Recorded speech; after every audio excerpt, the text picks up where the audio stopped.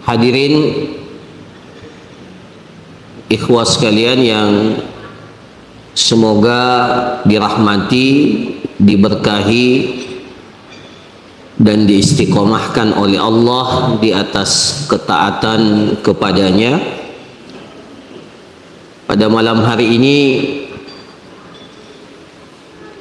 kita kembali duduk di dalam majlis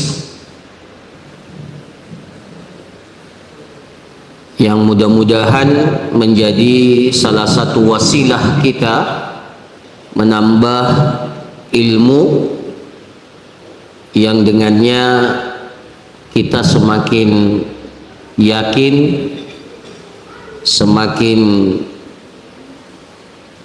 meningkatkan kualitas keimanan dan ketakwaan kepada Allah Subhanahu wa ta'ala. Pada malam hari ini kita akan memulai pembahasan kaidah yang pertama yang disebutkan di dalam kitab yang sangat baik, Qawaid Qur'aniyah, kaidah-kaidah Quran, di mana kitab ini dikarang oleh Dr. Umar bin Abdullah Al-Muqbil hafizahullahu ta'ala. Dalam kitab ini beliau menyebutkan 50 kaidah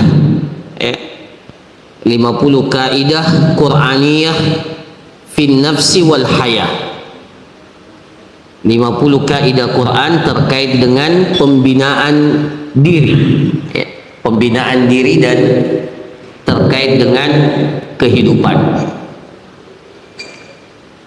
Tentunya kaidah ini sangat penting untuk kita ketahui. Pertama, karena posisi kaidah itu yang selalu akan menjadi patokan kita, ya. Bahkan dalam semua disiplin ilmu biasanya dihimpun keseluruhan penjelasan ilmu itu dalam kaidah, ya. Seperti kalau kita belajar fikih, maka ada namanya qawaid fiqhiyah, kaidah-kaidah fikih, ya. Baik kaidah-kaidah yang besar ataupun kaidah-kaidah yang kecil. Yang kaidah yang besar itu umpamanya al-umuru bimaqasidiha, segala perkara itu bergantung kepada maksudnya, ya. Itu kaidah fikih itu. Atau kaidah al-masyaqqatu tajlibut taisir, setiap ada kesulitan akan mendatangkan kemudahan. Itu namanya kaidah.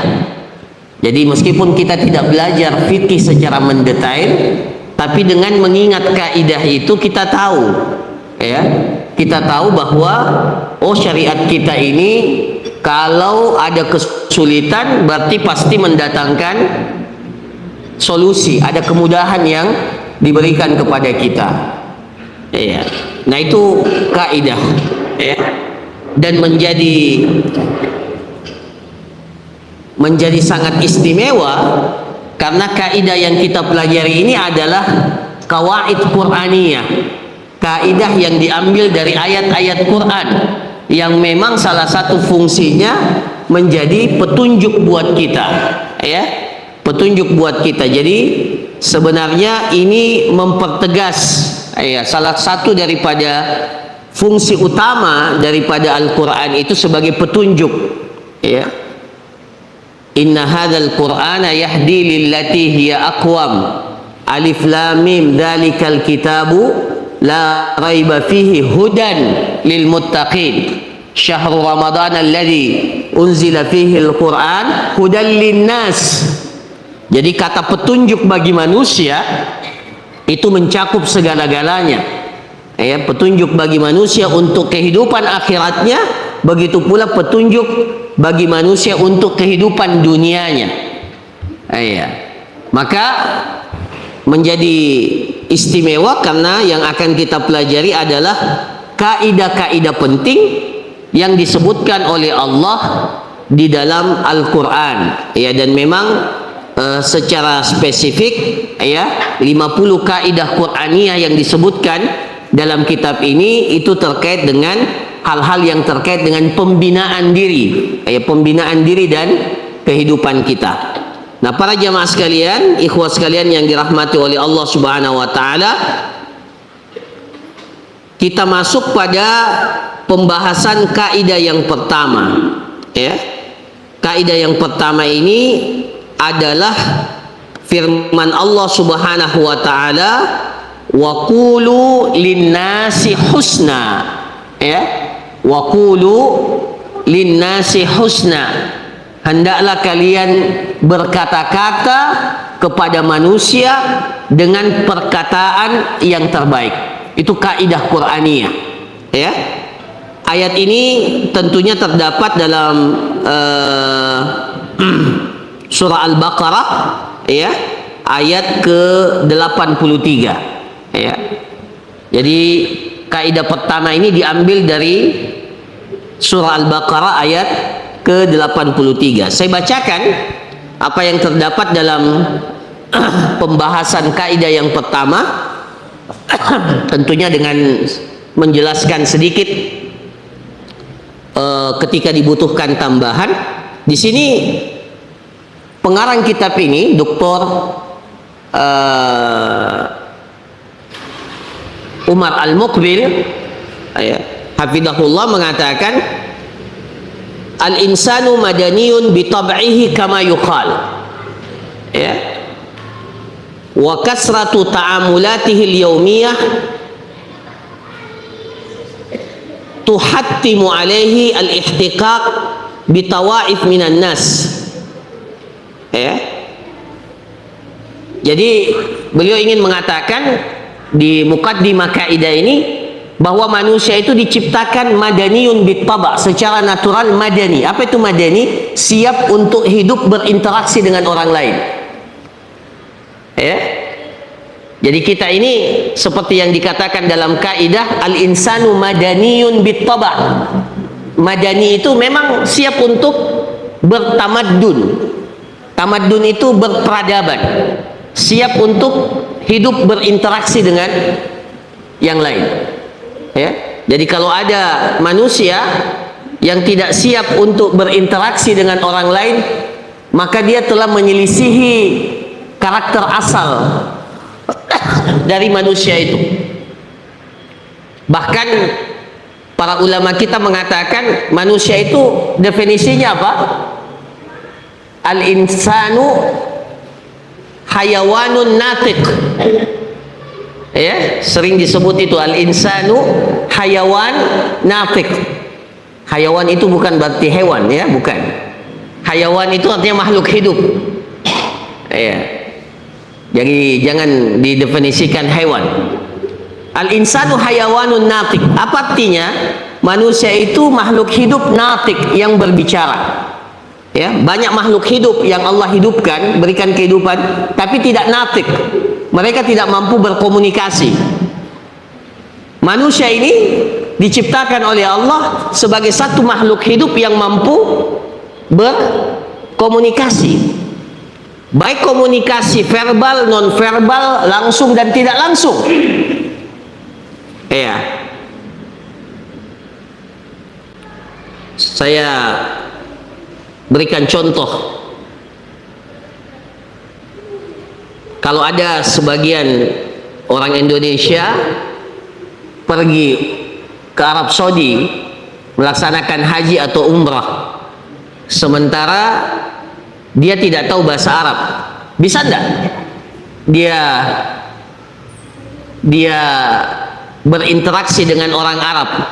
Bisa enggak? Hah? Bisa enggak? Dia enggak ngerti bahasa Arab, dia pergi ke Arab Saudi mau haji dan umrah, itu Bisa tidak dia berkomunikasi di sana? Hah? Bisa. Bisa. Bahkan kalau kita lihat keajaiban manusia itu yang memang diciptakan oleh Allah, hayawanun natik madaniyun bittaba, yang memang diciptakan oleh Allah, pada dasarnya kemampuan berinteraksi itu ada. Saya pernah punya tetangga orang Cina waktu kuliah dulu. Orang Cina. Kalau saya dengan dia bisa komunikasi bahasa Arab karena dia juga mahasiswa. Tapi anak saya yang masih kecil, dia juga punya anak kecil. Anak saya belum bisa bahasa Arab, atau tidak bisa bahasa Arab. Dia juga punya anak kecil dan tidak bisa bahasa Arab. Tapi setiap hari main sama-sama dan saya tidak tahu bahasa apa yang dia gunakan. Tapi nyambung.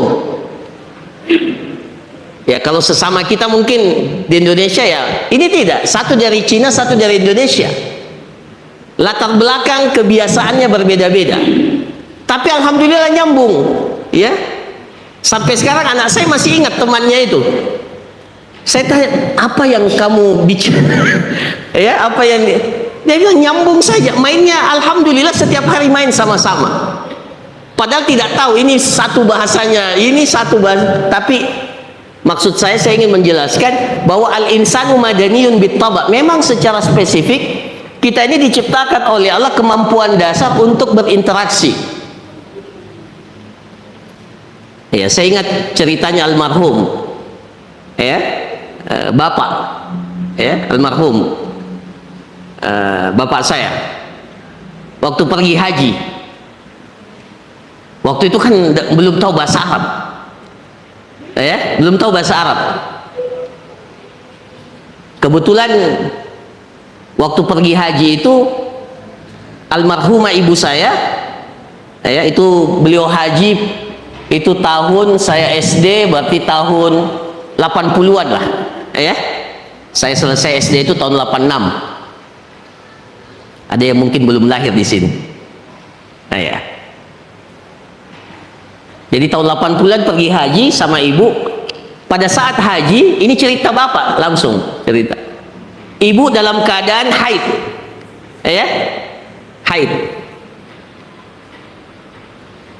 Dan tentunya kalau wanita haid pasti mau beli pembalut.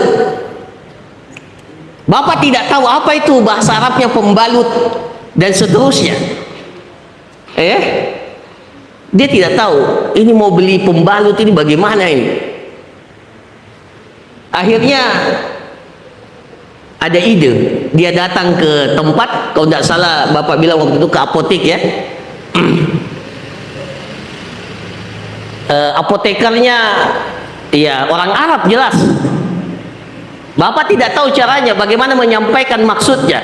Tapi almarhum langsung ingat satu ayat dalam Al-Quran. Dia langsung bilang mau beli pembalut, tapi dia ingat itu ayat. Yas'alunaka 'anil mahid. Yas'alunaka 'anil mahid. Itu kan tentang apa? Tentang haid, wanita yang haid. Oh, langsung apotekernya tahu, oh mau beli pembalut. Jadi luar biasa kita ini manusia memang sudah diciptakan oleh Allah secara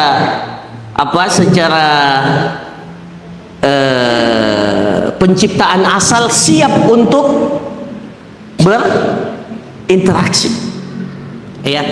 Bahkan luar biasa ada orang yang bisa berinteraksi hidup bersama hewan. Itu namanya madaniyun bittaba. Dia bisa mengerti dan bisa menangkap isyarat, ini hewannya mau begini, ini hewannya mau begini. Bahkan hewannya setelah dilatih sudah tahu bahwa kalau pelatihnya bilang begini dia akan begitu. Itu kemampuan komunikasi yang luar biasa yang Allah berikan kepada kita. Maka beliau ingatkan di awal ini bahwa al-insanu madaniyun bittaba. Dan dengan banyaknya interaksi dia setiap hari, maka mengharuskan dia untuk bertemu dengan segala macam bentuk interaksi. mukhtalifil afham wal akhlak, bahkan dia berkomunikasi dengan orang yang pemahamannya berbeda-beda dan kebiasaannya, akhlaknya berbeda-beda. Ya, kadang kita bertemu dengan seseorang yang cara berinteraksinya baik, tapi di saat yang lain kita kadang ketemu dengan orang yang cara berinteraksinya kasar. Itu Allah siapkan perangkat dalam diri kita untuk siap menghadapi semua itu. Ya. Bahkan tidak sedikit interaksi kita itu dengan orang, apalagi kalau ketemu dengan yang tidak cocok, maka akan menimbulkan apa? Emosi. Ya. Maka kaidah ini datang untuk mengingatkan kita satu kaidah penting, bagaimana kita ini menjaga interaksi kita lewat lisan kita. Ya. Beliau katakan, ya, kaidah ini disebutkan oleh Allah Subhanahu wa taala dalam banyak ayat Al-Qur'an, baik secara langsung, secara tegas ataupun secara isyarat. Ya, jadi waqulu linnasi husna itu salah satu bentuk kaidah yang kemudian kalau kita baca Al-Quran, maka kita akan dapatkan ayat-ayat yang semisal dengan ini, yang memerintahkan kepada kita kalau kita berbicara dengan orang menggunakan lisan kita, maka bahasa, lisan, penyampaian yang kita sampaikan harus dipilih narasinya, diksinya harus kita pelihara baik-baik. Ya. Di antaranya beliau katakan yang semakna dengan ayat ini, wa qulu linnasi husna, adalah firman Allah Subhanahu wa taala dalam surah Al-Isra, wa qul li ibadi yaqulu allati hiya ahsan. Ya, katakanlah, ya, wa qul, katakanlah li ibadi, kepada hamba-hambaku, yaqulu allati hiya ahsan, kalau mereka berkata-kata maka pilihlah kata-kata yang ahsan,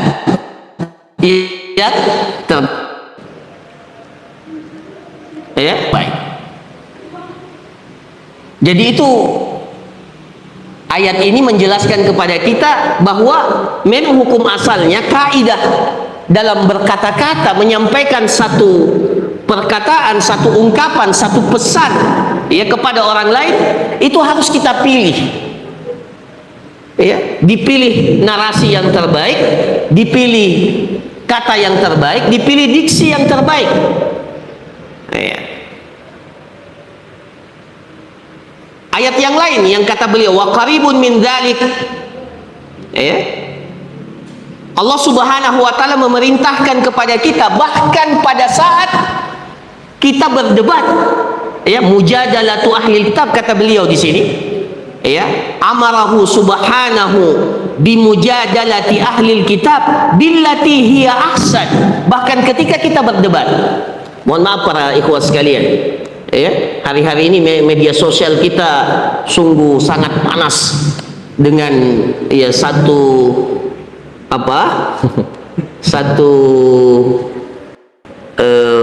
perdebatan. Ya, nggak usah, ya, kita tidak mau menyinggung, ya, siapa yang salah, siapa yang benar, ya, tapi kita kembali kepada kaidah ini, wa qulu linnasi husna. Meskipun dia lawan debat kita, ya, lawan debat kita, maka tidak boleh kita ini berkata-kata kasar. Meskipun tujuan kita berdebat untuk menjelaskan kepadanya kebenaran, bahkan namanya debat, pasti ada keinginan kita agar kita bisa menundukkan lawan kita, namanya debat. Ya, ini bukan saling tausiah. Kalau saling tausiah, ya, kita sama-sama dalam keadaan ingin menerima dari orang lain, ya. Kalau kita saling nasihat menasihati, tausiah, ya, ini tidak, ini debat, mujadalah. Jidal itu kita ingin menyampaikan sesuatu yang kita anggap benar dan membantah apa yang dia katakan. Berarti ada keinginan untuk apa? Keinginan untuk bahwa pihak yang kita ajak debat itu menerima, ya, dalam tanda kutip, menerima dengan tanda kutip secara terpaksa apa yang kita sampaikan, karena dia sudah tidak bisa memberikan hujah yang kuat kepada kita, melawan. Kan begitu ya, namanya debat. Nah, tetapi Allah ingin ingatkan kepada kita bahwa dalam debat pun tidak boleh serampangan. Allah Subhanahu wa taala berfirman, "Wala tujadilu ahlal kitabi illa billati hiya ahsan." Illa alladziina zalamu minhum, ya, kecuali mereka melakukan kezaliman. Tapi hukum asalnya kata Allah Subhanahu wa taala, kalau kalian berdebat bahkan kepada ahlul kitab itu bukan muslim. Yang terjadi di media sosial ini sekarang perdebatan antara seorang muslim dengan muslim yang lain, bukan ahlul kitab ini. Jadi kalau kepada ahlul kitab saja pesannya Allah, kalau kalian berdebat dengan ahlul kitab jangan kalian berdebat kecuali dengan cara billati hiya ahsan, dengan cara yang terbaik. Bahkan dalam ud'u ila sabili rabbika bil hikmati wal mau'izatil hasanah wajadilhum billati hiya ahsan. Bahkan dikatakan dengan siga tafdil. Apa itu siga tafdil? Ahsan. Ahsan itu bukan sekedar baik, tetapi apa? Ahsan itu yang terbaik. Jadi memang harus kita rumuskan, harus kita renungkan, harus kita pikirkan diksi, narasi yang akan kita sampaikan kepada lawan debat kita. Maka rahimallahu al-Imam Asy-Syafi'i rahimahullah.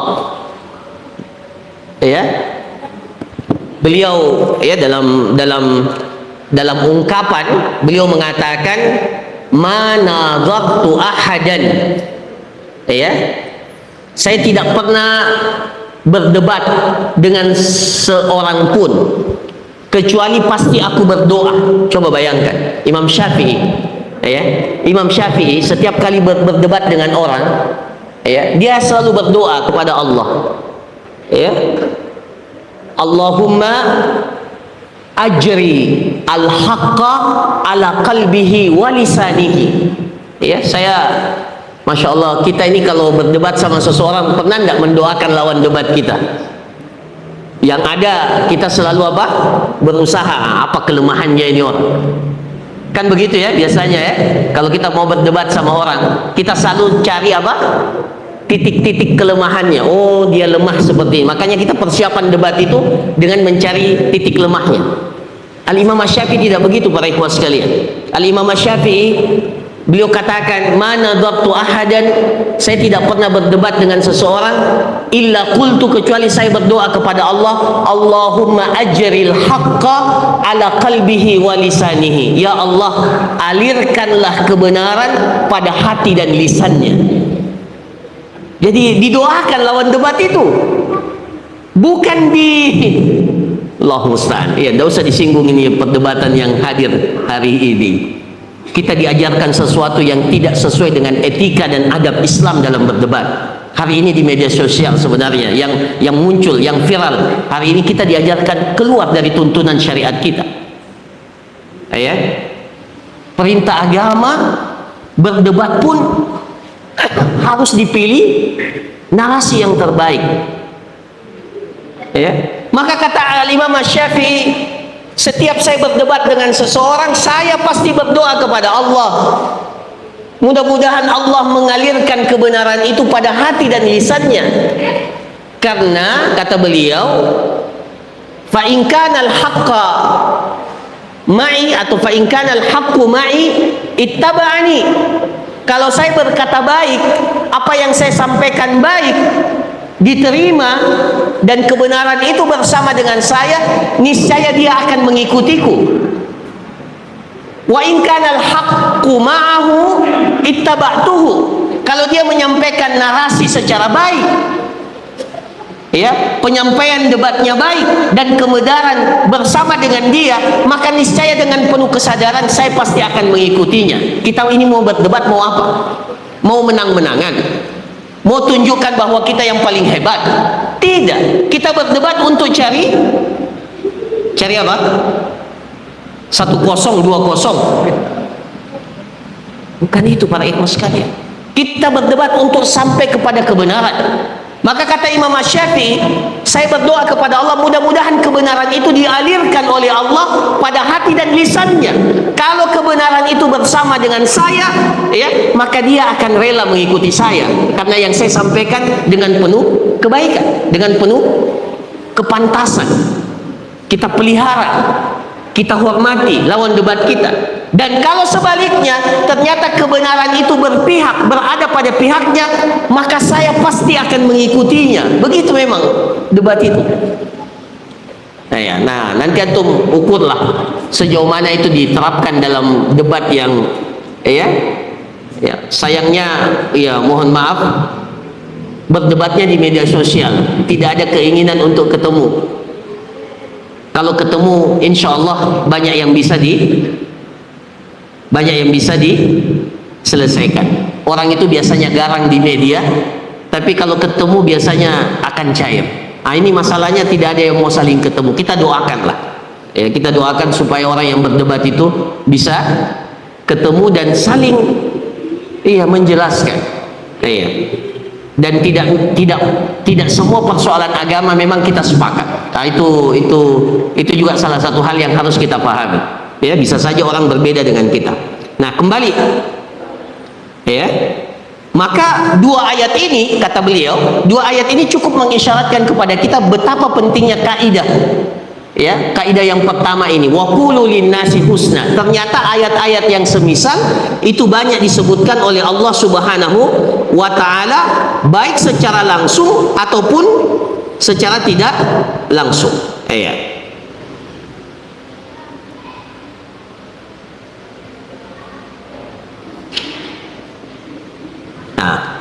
Kata beliau, ya, saya tidak baca semuanya, saya pilihkan saja yang penting, ya.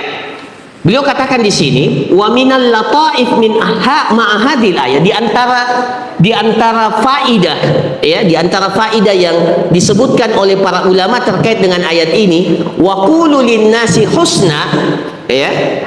Beliau katakan anna hunaka qira'a ukhra wa qulu linnasi hasana. Ya. Jadi ternyata ada bacaan yang lain. Yang kalau kita baca dalam ini qiraat yang biasa kita baca wa qulu linnasi husna. Dalam qiraat yang lain, bacaan yang lain itu tidak husna tapi hasana. Wa qulu linnasi hasana. Ya, karena biasanya qiraat itu kan bisa lebih dari satu. Ya. Nah, kata beliau, qala ahlul ilmi wal qaulul hasan yashmalu al hasan fi hayatihi wa fi ma'nahu. ففي هيئته أن يكون باللطف واللين وعدم الغلظة والشدة وفي معناه بأن يكون خيرا لأن كل قول حسن فهو خير وكل قول خير فهو حسن. Jadi dikatakan wa qulu linnasi hasana, ya, ini luar biasa, ya, makna-makna yang terkandung dalam Al-Quran. Artinya kata para ulama, sampaikanlah perkataan itu kepada manusia yang lain dengan cara yang baik, ya. Itu bukan hanya pilihan katanya, bukan hanya pilihan katanya yang baik, tetapi hayahnya, cara kita menyampaikannya juga harus baik. Karena pesan itu akan sampai dengan dua hal, kan? Pertama, apa isi pesannya? Yang kedua, cara menyampaikannya. Maka ketika Allah Subhanahu wa taala mengatakan wa qulu linnasi hasana dengan kata hasana, maka mencakup dua hal. Hasanun fi hayatihi, baik dalam hayanya, dalam cara menyampaikannya, ya. Karena meskipun baik, tapi kalau caranya tidak baik, maka terkadang pesan itu tidak sampai. Apa yang kita harapkan dari orang yang kita ajak bicara itu tidak akan sampai. Yang kedua, hasanan fi ma'nahu. Jadi ada dua maknanya hasanan, baik dalam caranya, hayahnya, dan baik dalam makna yang terkandung dalam ungkapan, cara kita menyampaikan sesuatu. Nah, ini diantara lataif, diantara hal yang disebutkan oleh para ulama kita, faidah yang bisa kita dapatkan dalam ayat ini. Kata beliau, innana nahtaju ila hadhil qaidah bi kasrah. Kita butuh menerapkan kaidah ini dalam banyak keadaan. Khasatan wa annana fi hayatina nata'amalu ma'a asnafin mukhtalifah minal bashar, fihimul muslim wa fihimul kafir, wa fihimus salih wat talih, wa fihimus saghir wal kabir, bal nahtajuha lit-ta'amul ma'a khassin nasi bina, al-walidan, az-zawju waz-zawja wal aulad, bal nahtajuha lit-ta'amul biha ma'a man tahta aidina minal khadami wa man fi hukmihim. Jadi kata beliau, ya ini kesimpulannya, kita sangat membutuhkan kaidah ini untuk hadir membersamai kita dalam setiap keadaan. Kenapa? Karena kita ini berinteraksi dengan segala macam bentuk orang. Terkadang kita berinteraksi dengan sesama muslim, terkadang kita berinteraksi dengan orang kafir, terkadang kita berinteraksi dengan orang yang saleh. Tapi di sisi yang lain, kadang kita berinteraksi dengan orang yang toleh. Ada orang soleh, ada orang toleh. Orang toleh itu orang yang tidak baik, bukan orang soleh. Terkadang kita berinteraksi dengan anak kecil, terkadang kita berinteraksi dengan orang yang lebih tua usianya daripada kita. Bahkan kaidah ini kita butuhkan dalam interaksi kita dengan orang-orang yang memiliki hubungan khusus dengan kita, orang tua kita umpamanya. Kaidah ini harus hadir. Kalau kita seorang suami, maka kaidah ini harus hadir ketika kita berbicara, berinteraksi dengan pasangan hidup kita, istri kita. Ya, kalau kita dengan istri kita kan sudah saling, biasanya kita anggap, ya apa sih yang tidak dia ketahui oleh istri saya, dan apakah apa sih yang tidak diketahui oleh suami saya? Semuanya saling mengetahui. Tapi kaidah ini tetap harus kita bawa dalam kehidupan interaksi, kehidupan kita dengan pasangan kita masing-masing. Tidak boleh kaidah ini terlepas dalam kehidupan rumah tangga kita. Sebagaimana kita ingin disampaikan kepada kita perkataan-perkataan yang lembut, perkataan-perkataan yang penuh dengan kelembutan dari pasangan kita, maka seperti itu pula lah pasangan kita menginginkan kata-kata itu keluar dari lisan kita kepada mereka. Kan begitu kaidahnya. Begitu kaidahnya. Jangan sebaliknya. Ini alhamdulillah sebagian guru kan, jangan kepada murid kita berkata kasar. Tidak apa-apa saya berkata kasar, kita bahasanya di hadapan murid-murid kita bahasanya instruksi terus, komando. Bahasa tentara. Tapi ketika murid kita kepada kita, ya kita mau yang sopan dan yang seterusnya. Ketahuilah, Rasulullah Shallallahu Alaihi Wasallam, bayangkan kepada anak kecil itu bahasanya selalu santun kepada anak kecil. Bahkan itu ada hadis ya, seorang anak kecil memegang seekor burung, yang burung itu sudah, anak kecil itu dalam keadaan sedih karena karena seekor burung yang dia miliki itu mati. Maka Rasulullah SAW katakan, ya Aba Umair. Anak kecil dipanggil Abu Umair. Itu kalau orang Arab dipanggil dengan kunya itu penghormatan. Kalau kita kan biasa, apa? Kan biasa begitu. Rasulullah tidak, ya Aba Umair, wahai Abu Umair, ma fa'alan Nughair, ada apa dengan Nughair? Ma fa'alan Nughair. Nughair itu nama seekor burung yang pada saat itu berada dalam genggaman anak kecil itu disapa. Anas bin Malik yang Anas bin Malik yang telah diserahkan oleh ibunya kepada Rasulullah untuk menjadi khadim, pelayan Rasulullah. Kadang dalam riwayat hadis Anas bin Malik itu diperintahkan oleh Rasulullah untuk melakukan sesuatu. Tapi namanya anak kecil, ya masih kecil ya. Setelah diperintahkan, dia keluar, tiba-tiba ketika keluar rumah, lihat temannya main-main.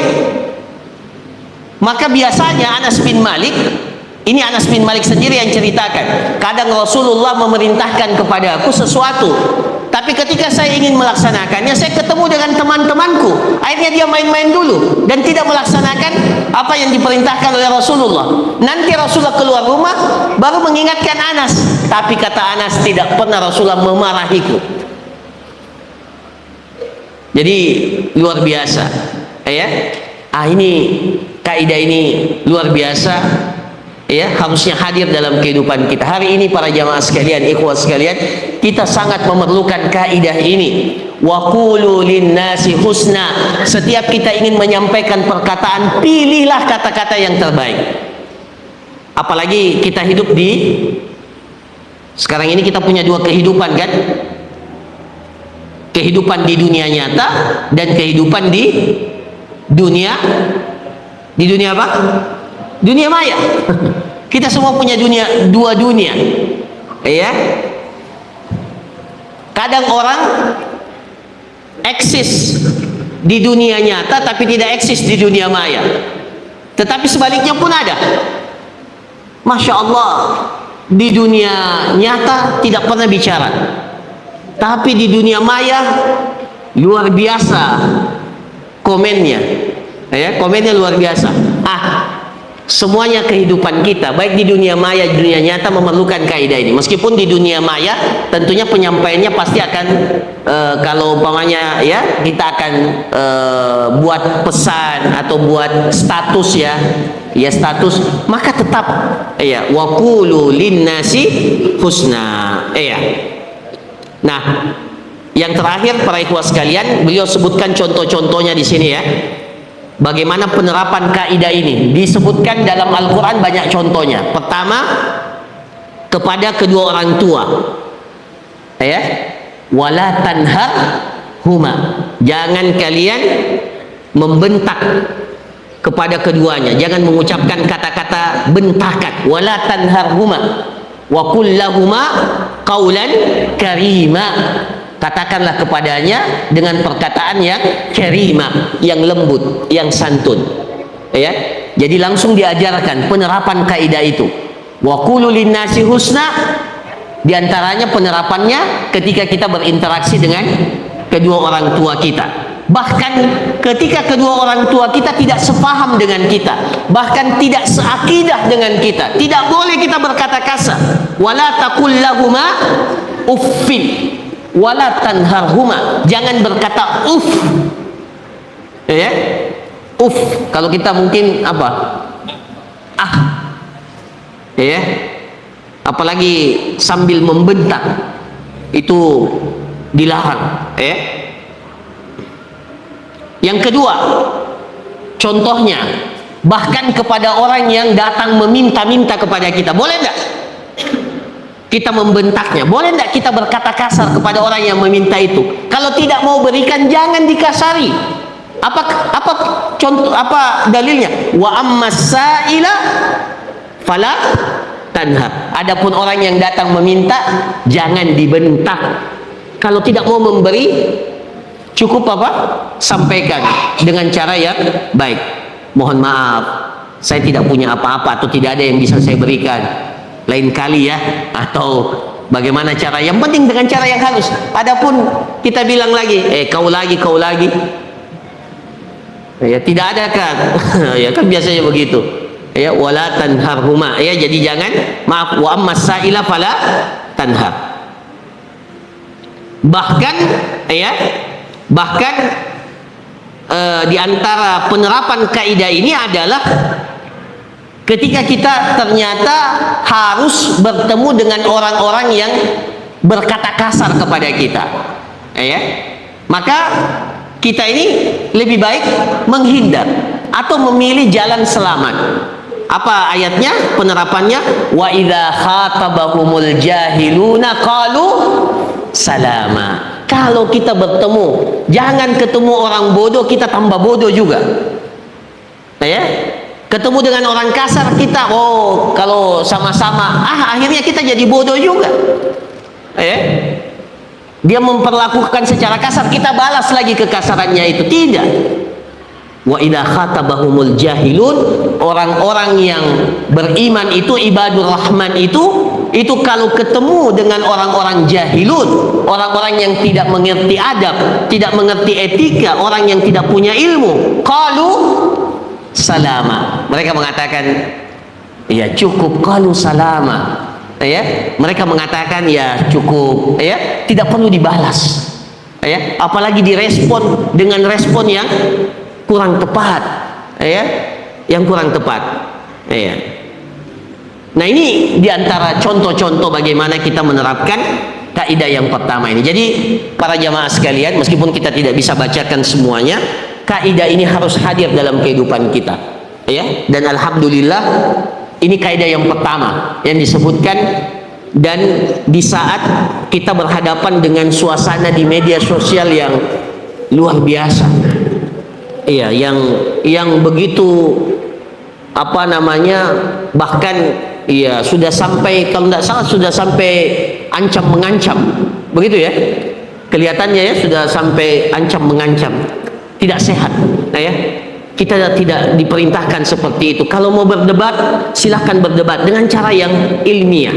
Kalau mau berdebat silahkan, tapi kita berdebat dengan cara yang terbaik. Pilihlah kata-kata yang terbaik, ya. Ini kita butuhkan dalam semua keadaan dan dalam semua kondisi, dan dalam kita berinteraksi dengan siapapun. Pilihan katanya harus yang terbaik, ya. Bahkan kepada lawan kita, bahkan kepada orang kafir, ya, kita harus tetap memilih pilihan-pilihan kata yang terbaik. Kecuali dalam satu kondisi, kecuali dia menzalimi kita, ya. Illal ladzina zalamu minhum, ya, dikecualikan memang. Itulah. Tapi hukum asalnya, kalau masih bisa kita sampaikan dengan cara yang terbaik, kenapa harus disampaikan dengan cara yang kasar atau tidak elegan? Nah, saya kira demikian para ikhwah sekalian, mudah-mudahan bermanfaat apa yang dapat disampaikan, dan sekali lagi mudah-mudahan kita dapat aplikasikan, ya, kaidah yang pertama ini, wa qulu linnasi husna. Saya kira demikian. Barakallahu fikum, jazakumullah khairan. Kita tutup dengan doa kafaratul majlis. Subhanakallahumma rabbana wa bihamdik, nasyhadu an la ilaha illa anta, nastaghfiruka wa natubu ilaik. Wa sallallahu ala nabiyyina Muhammad wa ala alihi wa sahbihi ajma'in. Wa akhiru da'wana alhamdulillahi rabbil alamin. Assalamualaikum warahmatullahi wabarakatuh.